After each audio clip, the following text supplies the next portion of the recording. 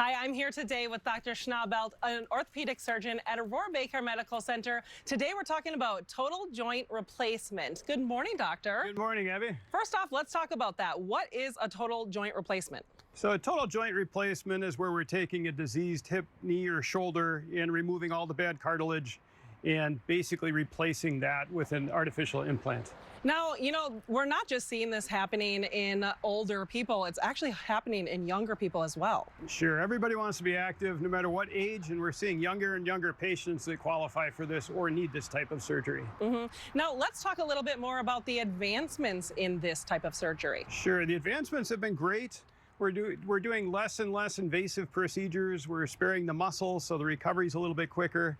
Now, for younger patients, especially with knee replacements, we have a cementless option. Traditionally, we use a bone cement. The cementless lasts much longer. It's a lot more durable, and the metal parts might be good for a lifetime with that type of option. So it's a lot more attractive for our younger folks. Let's talk about the recovery aspect of this and getting back to normal. Sure, the recovery starts right away. We get you up right away the day of surgery.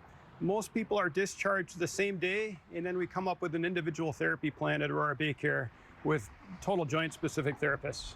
Well, thanks, doctor, for the information. Thank you. For more information, you can visit aurorabaycare.com or be sure to download the LiveWell app. You're watching Good Day Wisconsin, and we will be right back.